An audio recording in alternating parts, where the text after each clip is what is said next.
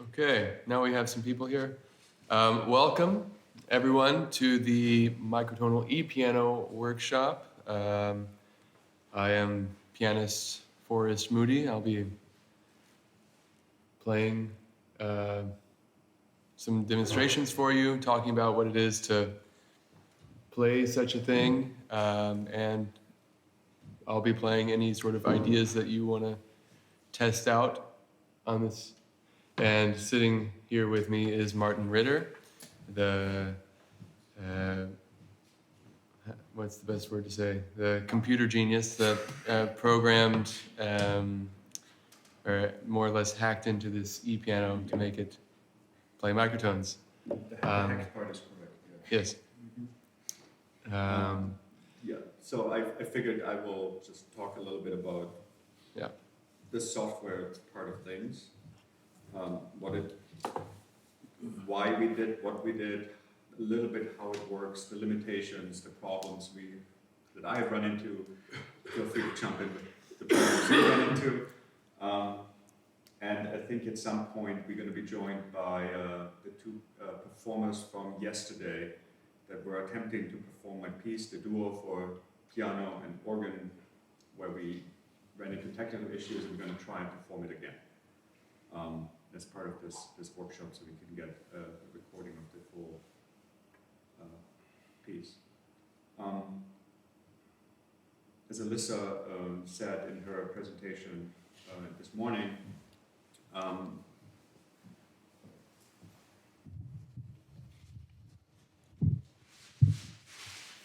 thanks, Martin. As Alyssa was talking about this morning, she was talking about microtonal keyboards and why we might want to have access to pitches outside of 12-tone equal temperament, and sort of the solutions we came up with. Obviously, we're using an E-piano, so in theory, this piano already has settings that we could change the tuning of the piano itself. We could change it to, I think there's a mean tone on there, or Werkmeister, or whatever. There's several presets you can, I believe so, even on this one. But what was important to me was that we can do it in real time, so that I don't have to do a sysx dump or mess with settings and then have to restart it. I wanted in performance to be able to, from one note to the next, go from a 12 note equal temperament to 48 to 265, whatever it may be. And that is really where this patch came in. And I apologize for the mess behind me. This is not quite ready for public consumption, but so this being Mac, so let me just, I'm not quite sure the best way of doing this without breaking everything, but I'm just gonna very quickly just get rid of this.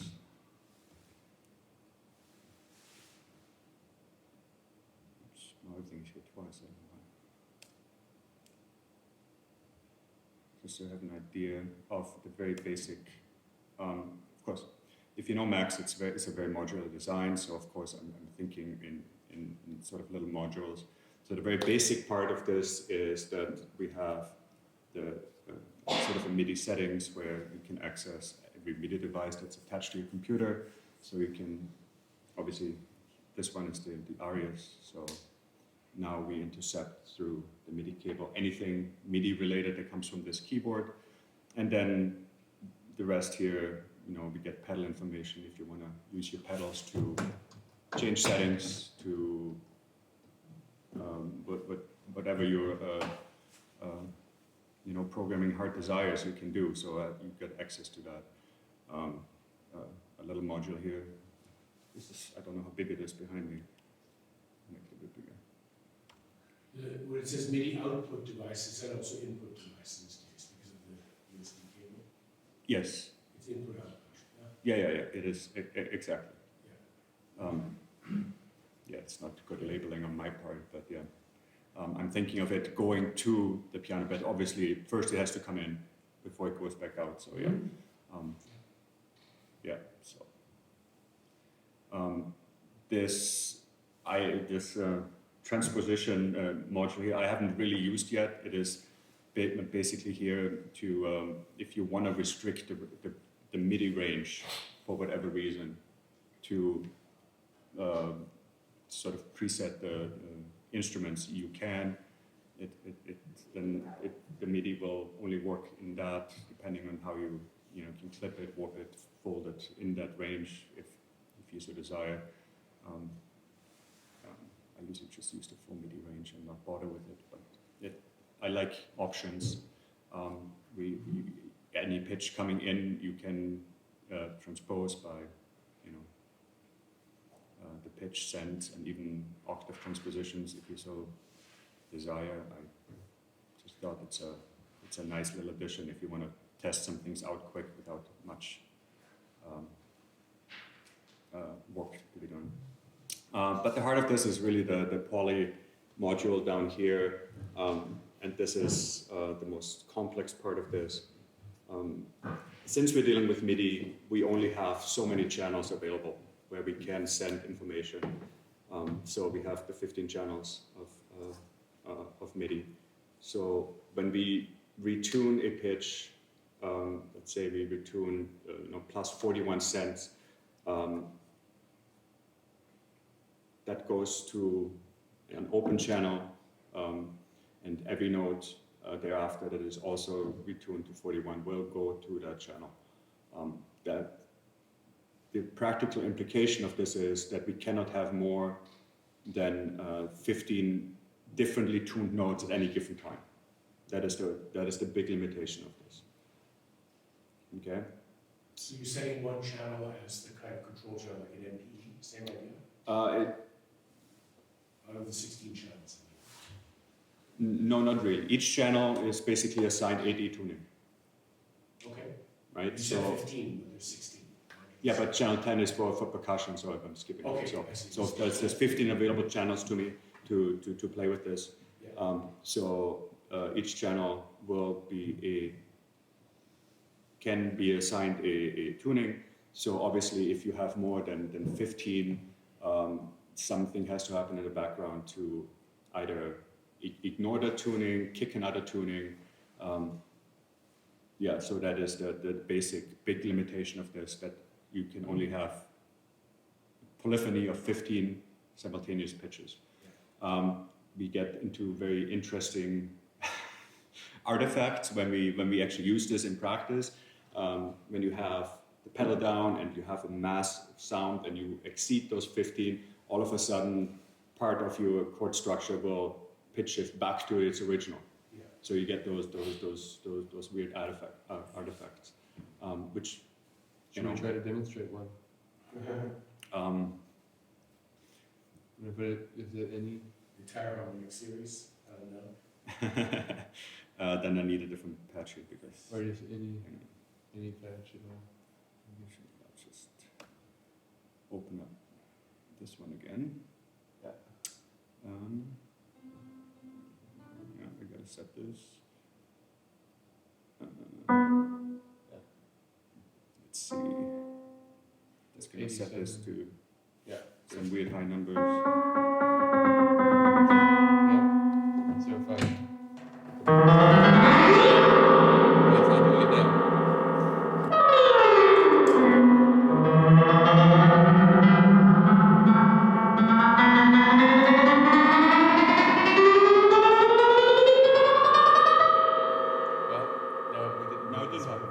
So I guess it's nearly it's unpredictable. it's a bit unpredictable. Yeah. Because also, without too much, in the background, I'm trying to alleviate that. If we go beyond the 15, I'm looking at what is there and kick other voices out if necessary. I'm trying to avoid that. It doesn't always work. I think in the recordings of the pieces from last year, we can hear it a couple times happening. We might hear it later, I don't know. There's definitely some improvements that can be made. It's a complex problem to decide what is musically needed and what is not needed. What can we keep, what to get rid of in terms of the sounding material. Does the software parse Scala files? No, actually, not yet. It is on my to-do list. I have looked into the API a little bit, but it is not implemented yet. But it's something I'm aware of, that I want to see how complex of a task that is, because that would be really, really interesting to just be able to drop them in and use them without much, The reason I mentioned is the Scale workshop software. Yeah. So that in version 3, the lead developer is developing a new grammar, sort of like a superset of Scala, where you can it has a built-in sort of parser, sort of a similar thing within the browser. Yeah. And the idea is to be able to very quickly, with very short syntax, describe either an EDO or a particular set of pitches, modifications of ratios, by sense, by other ratios, by equal divisions. And the syntax is really nice, so it might be nice to link up with. Yeah.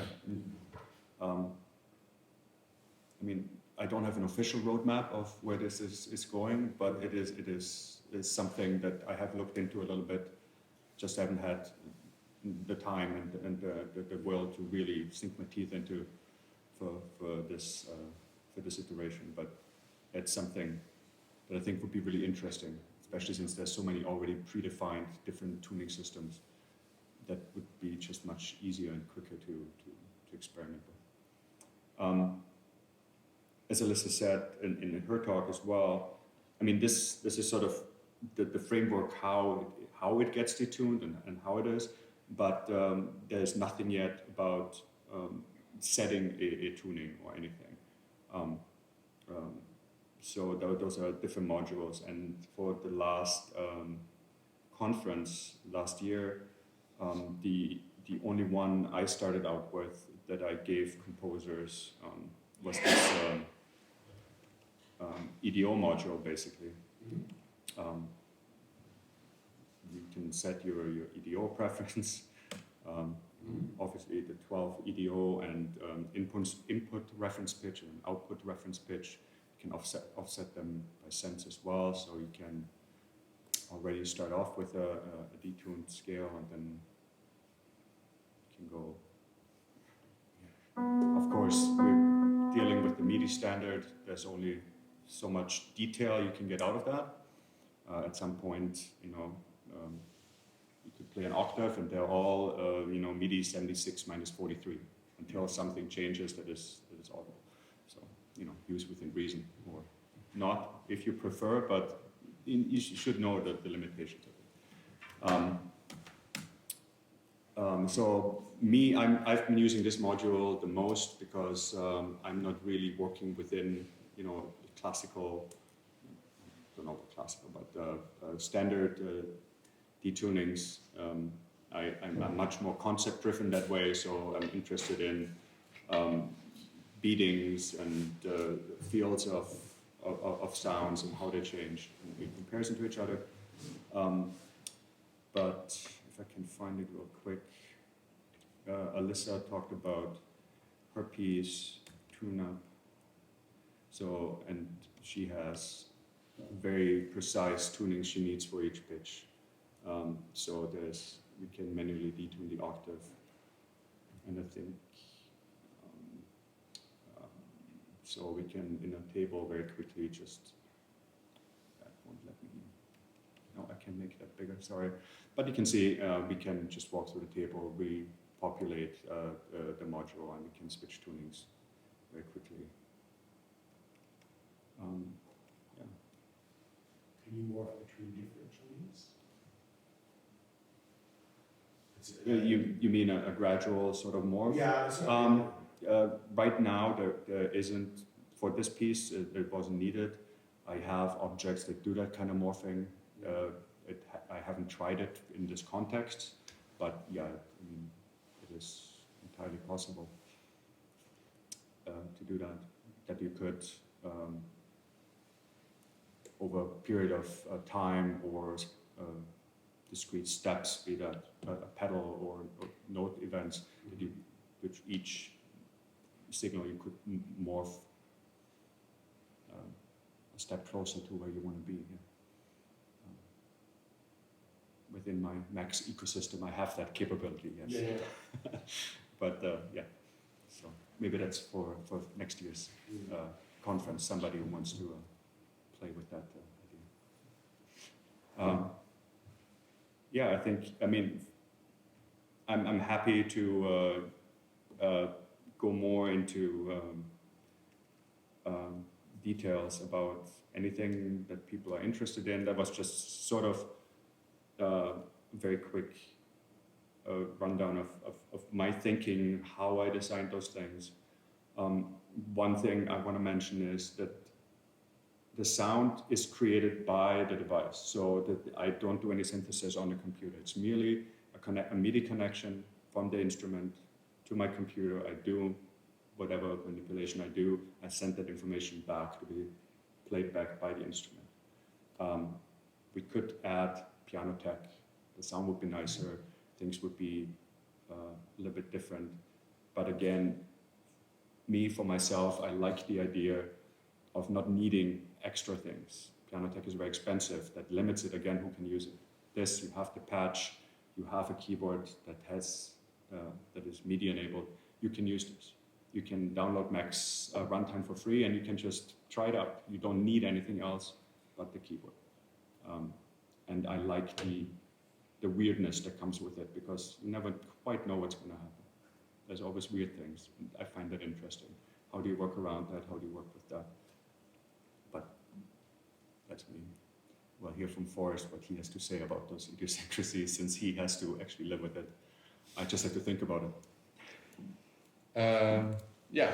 Well, before I start talking about that, I wanted to ask quickly, did anyone bring sketches or ideas to be played, as this was originally conceived as a reading session? I just wanted to know so that I knew also how much time I have to speak on these other subjects. Looks like no one brought anything. Great, so I can talk the whole time. Yeah, last year. Sorry, just one thing. Maria and Aleksey are here. So maybe we want to try and Do that first, or do the piece or at first, the end? so we can actually hear a little bit, and then We can have like a round table discussion afterwards, perhaps. we can discuss. People can come and try the instruments, of course. So maybe we can do that, because I think Aleksey, you have to leave again, right? Great. So let's do that first. All right.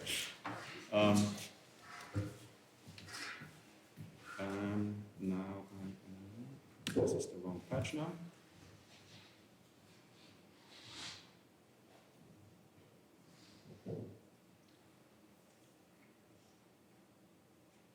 No, you really have to look away. This is really ugly.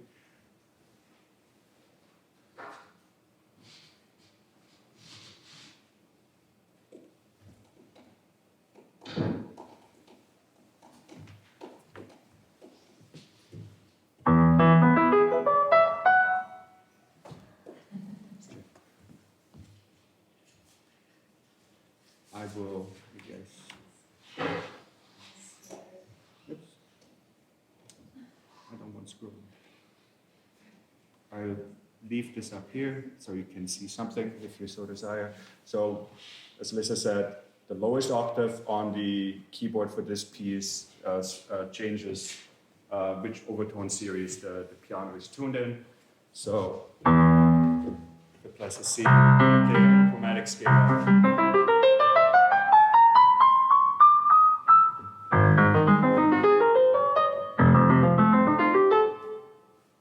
Relations are just or tempered between the fundamentals? The relation is always to the C overtone series. So the A so flat is the 13, A flat is 13, A is 27. exactly. Yeah. Exactly.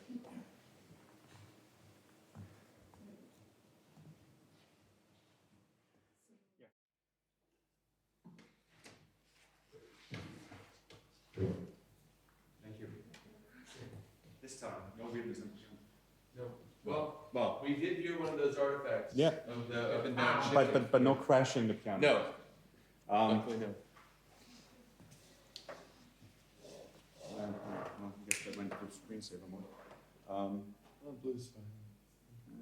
Oh, no, you should probably be able to show. So, now from a performance point Yeah, of view, I guess. maybe Maria, if you'd like to join me in talking about what it's like to play this. Yeah, okay. Yeah, we can just have a sort of round table about it, Yeah, okay.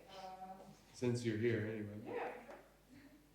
Um, but yeah, let's find a chair for Maria.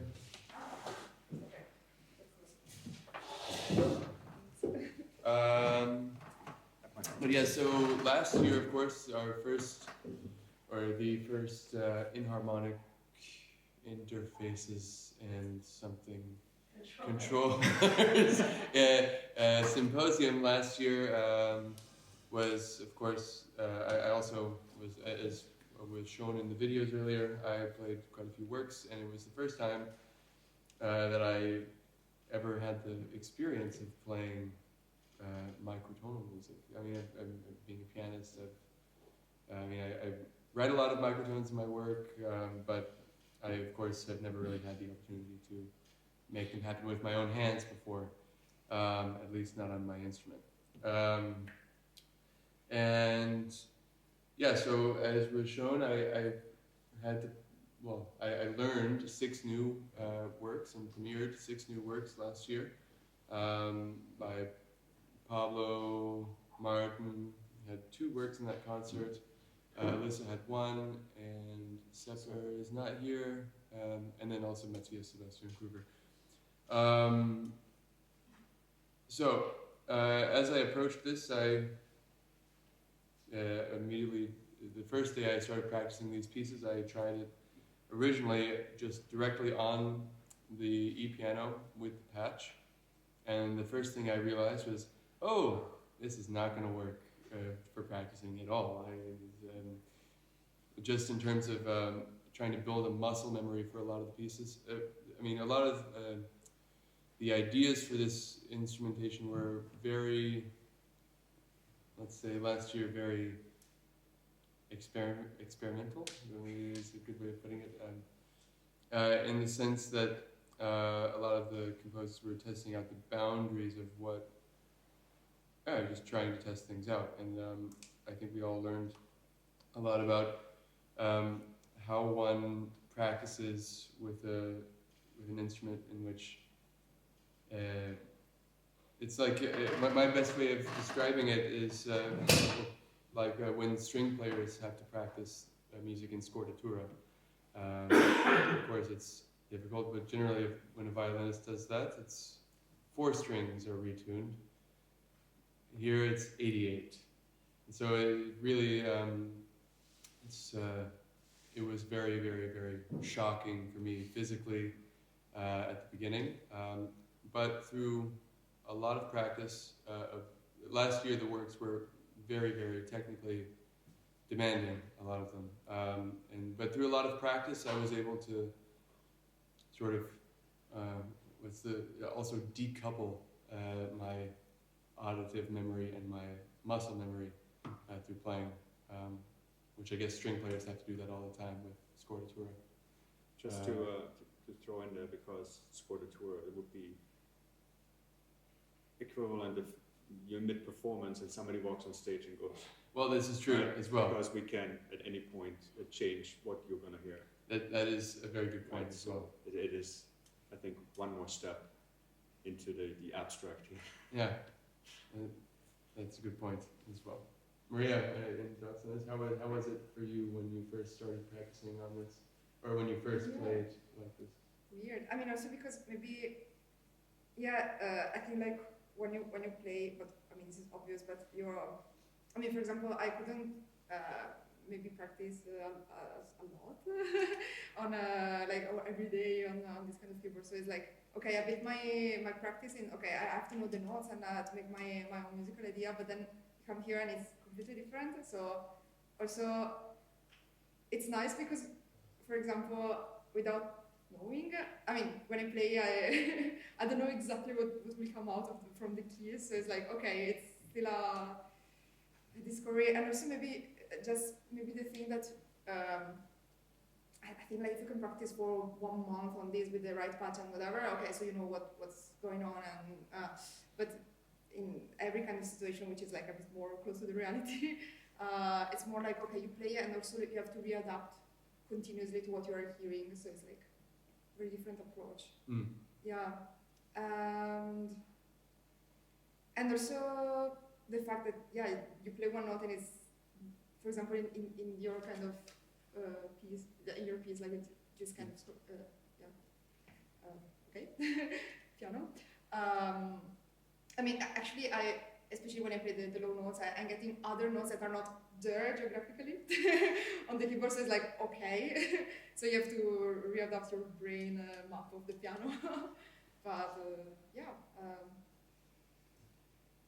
I don't know what to add. Yeah, I think that's very insightful. Yeah, I mean that's there's something this when you play a note, for example, at least for me, I think or I hear the pitch C and I imagine where it is for my hand to reach it generally. It's at least how my brain works, and so when I press something like that and I hear something different, I immediately get a sense of tension in my body. Generally, then having to train that out was, in some way, kind of a liberating experience, I'd say, as a pianist. Of course, there are also technical limitations to this e-piano itself. I mean, with the action of the keys, with the response of the sound, etc. But this, well, I think this is, it's much like playing on a random piano. I mean, there's always going to be things that are easier on some pianos and some that are more difficult on others.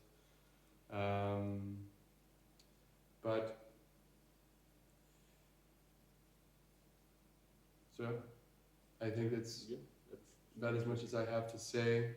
But if there are any questions, any thoughts for discussion? Yeah, people want to try it out. Yeah. We're coming to the open part of this, so yes, anything goes at this point.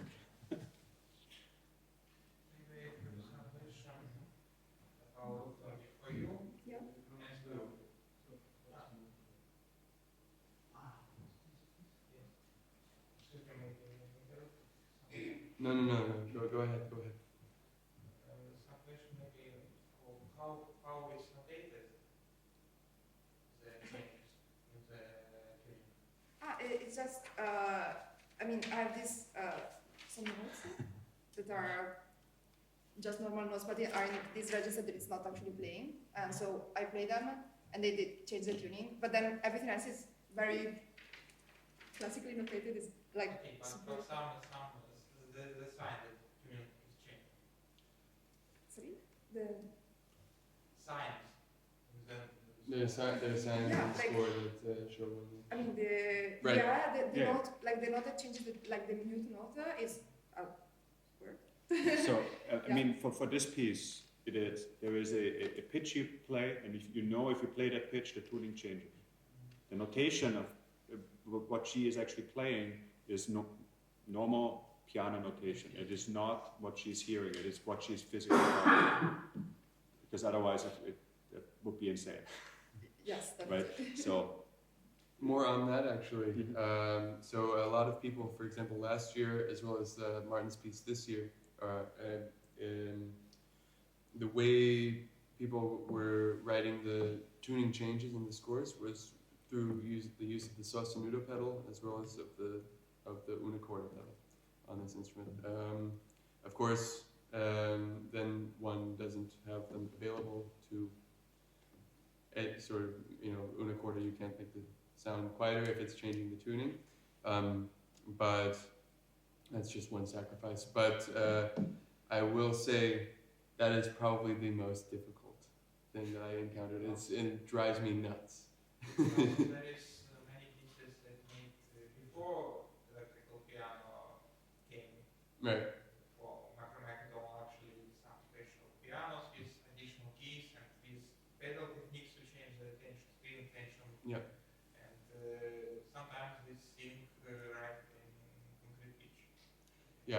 No, I mean, I think for me the problem is one of training. It's also maybe perhaps one of the reasons why I could never really learn the drum set. It's because my feet have just learned how to use piano pedals, and I'm very bad at using them rhythmically.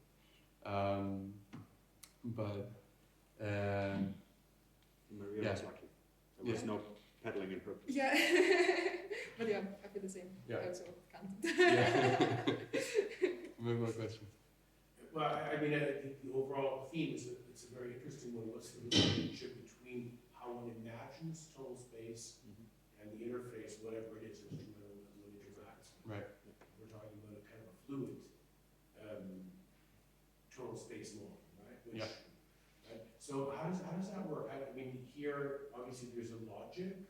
So the same pattern of notes would be kind of the same harmonics but on different fundamentals, right? So it's like transposing logic. But how do you envision that, like playing wise, like kind of being aware of where how physicality and tonal space combine? How do you, since you don't have the usual connection, how do you just become, you just execute notes? No, there's still something else going on. For me, definitely. Generally, at least in all the pieces that I've played so far on this, there's generally one note that is in the normal tuning or something that I can use as a point of reference. But after a while of practicing, I begin to really get to know, so to say, the landscape tonally and aurally, and somehow it begins to meld into what I physically am used to. If this makes sense, it's something that's not quite easily explained, at least for me. Maria, do you have any? I mean, in my case, maybe since here, for example, we have a lot of chromatic scales, so it's like because things that goes up and down basically. Then with the tuning, it's not chromatic, or I mean not okay, but still the tension that you build when you go up or down, it's kind of not the same but close to. So for example, when I was practicing, I don't know, thinking, okay, now I should go. I mean, where is the maybe phrase going, or like which kind of direction I'm giving to the piece or to that particular moment. And then here was, even though the notes were different, I was trying to transpose it to the same, to it. Then of course with a different result, but yeah, it's still like, I mean, instead of having a normal scale, you have like no, contrary, this kind of scale, but it's still going up and down, basically. So Of course, this. Sorry. But for example, I think with the piece I played yesterday by Iaiza, some notes were also like not like you were going up and then it was going down, so it was like inverted. So that was also like, but it was a different kind of the tuning. So I was still like thinking. I mean, I practice a lot on just normal piano, and there are, I don't know, I was also there like giving a direction to everything, and then I was kind of doing the same, but with these different notes that I didn't know which were, but but it was, I guess it makes still sense. And then I guess if you can, get used to it, and you know exactly when you play like this note sounds like that, and blah blah blah, but you need a lot of time. Then maybe you can readapt or change something of the interpretation depending on that. But yeah. Someone wants to play. Yes. Would you like to play? Let's try it. Oh, you have to tell Martin what kind of retuning you want. So right now it's the overtones. So the lowest octave will change, which fundamentally you're going to get from. So this is the lowest note you can play. And here.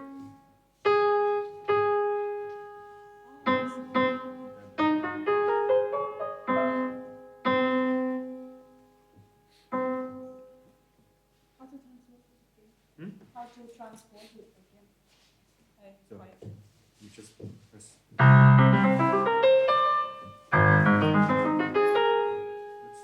don't know which one to press.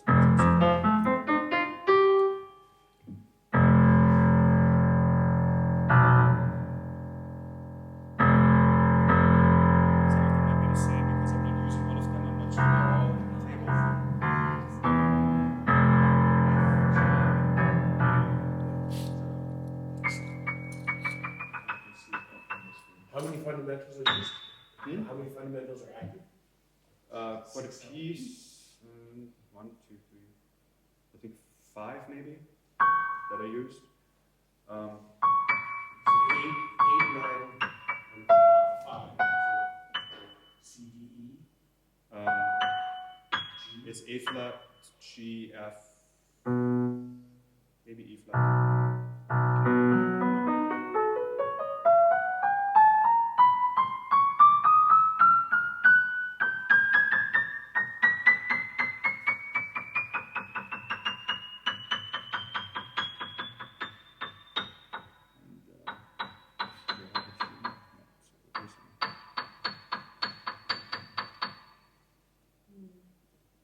And you can kind of see the offsets.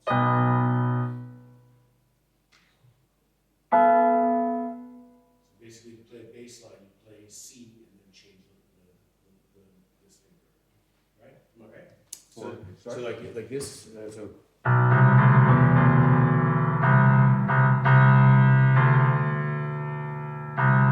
C. So there's a little delay there, right? So yeah, but that's first because it has to calculate the table.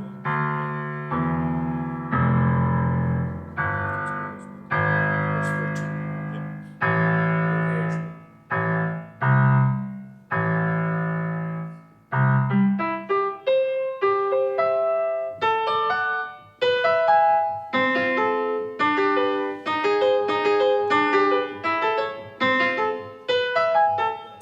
Okay. So not all of them are totally in tune because once I don't use it, just put a reference for sure. Anyway. So here, is that a sample change? Actually, Weird things happen when you detune it, but that's internal, so I unfortunately have no control over that. where does it change? Yeah.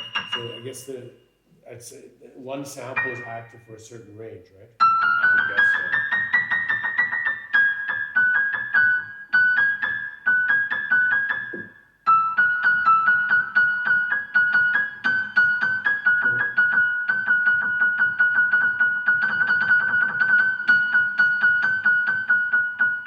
Sometimes it plays the same note.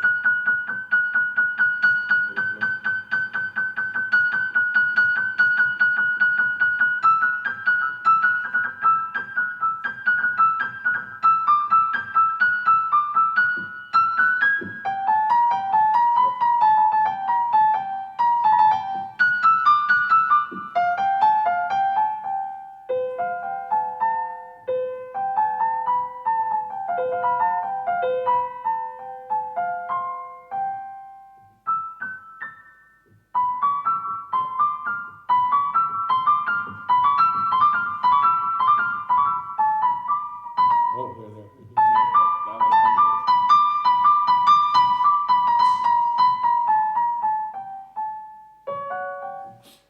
one of those weird things. Yeah, fun. It's fun. It's I'm nice. just gonna quickly load the EDO module, so just so it's here. You can try that. So how does it sound with the high EDO? Like let's try 205. 205. Let's see. I'm just gonna. I still have to. Give me a second.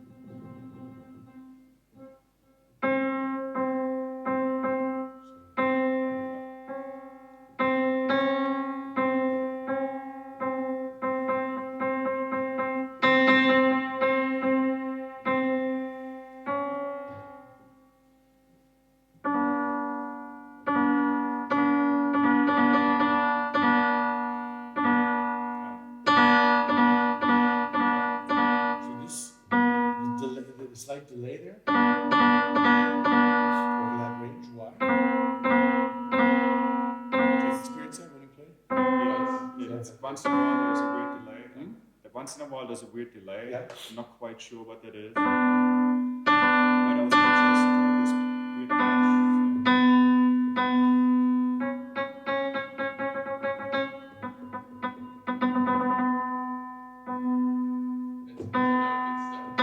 Yeah, so the kind of a latency thing.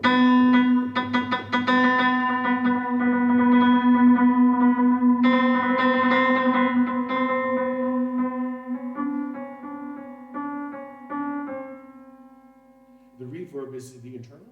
Yeah, I'm not doing anything to this. What about, why does it not stop suddenly? That is one of those idiosyncrasies that I haven't quite figured out yet. Okay. The computer has a mind of its own. Yeah. Yeah, sometimes it just turns on the sustain. I don't know why. Oh, well, in the piano tech, I know that they have this weird stuff. If you are mapping notes to different registers, the register has its own way of dealing with the dampers. Mm-hmm. So even if the pitch is retuned, but it's thinking that it's like a note 80 something, whatever, where there aren't any dampers, then it refuses to use the dampers. It has some, I'm not sure that's smart, but yeah. But it yeah. might have a mapping for the yeah. for the desired MIDI notes Mhm. behavior. Well, it seems I'm not 100% sure. Maybe you have a better feeling for that. But my feeling is that the more extreme things get, the more likely it is that we get this weird reverby sustain issues. Yeah. So I could totally see where there's some pre-built registral things that Yeah. we just mess up. Right. Um, I think, for example, there's a vast, so the difference between the kind of strange events that happen when we have EDO 205 Yeah. compared to what we would have at 13, Yeah. at least from what I've noticed, or if, for example, if just certain pitches are detuned, then that seems to be much more digestible for the system. Yeah. Whereas this is really sort of stretching it to its limits, or Yeah. at least the internal computer of this, or Yeah. internal processor. I don't know if it's called Yeah. a computer or a tech person. yeah, just one of those idiosyncrasies. It's definitely a microprocessor. Yeah. Anybody else wants to try? Has other questions? By all means. Straight up. Yeah, please. Just tell me what if you want to try the EDO or the other one. I'm interested also how sound the chords. Exactly. I was But very small. And in that case, it's very small. Try 36 or something.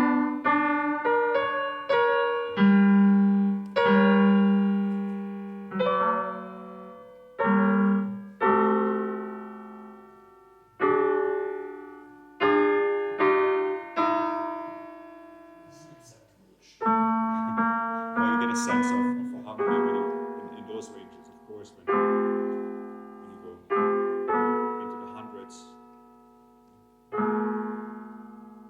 Total plexus is 205.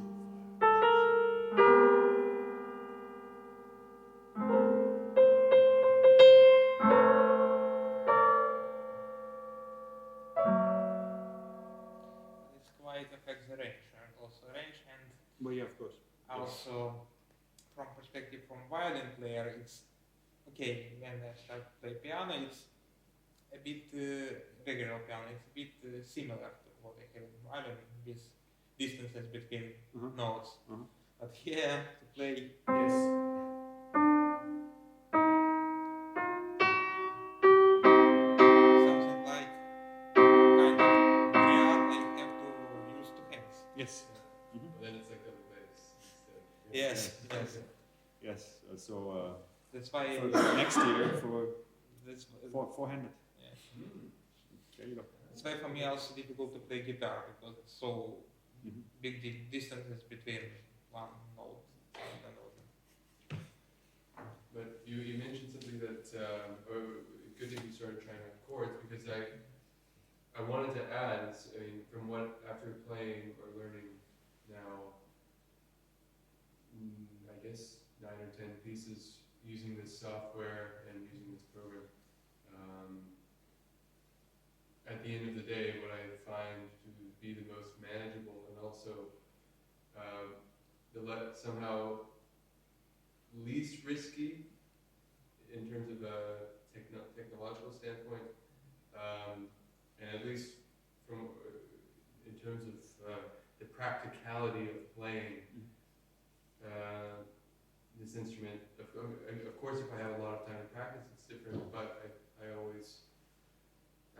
love chords in this sound. I think it's really nice to hear the actual combinations of pitches in these tunings, at least with the sound of the piano. I think it's really fantastic. It sounds a bit like the world that dissolves into atoms. Yeah, somehow. Start to dissolve. Yeah. Something at the end of time. Yeah.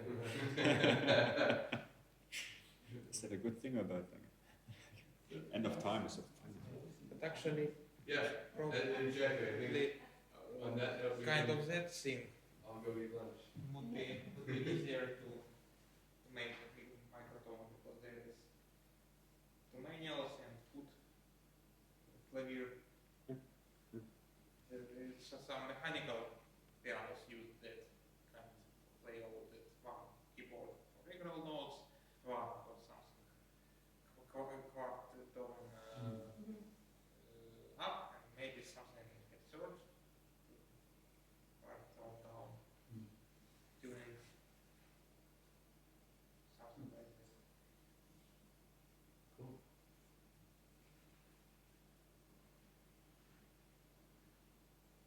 Well, So what's the next? the next demonstration is also here after lunch. We will be we'll learn more about the Frescobaldi and do some demonstrations, and you will have a chance to very gently, play the Frescobaldi. Yeah, now it's lunchtime. Thanks everyone for coming. See you in a little bit.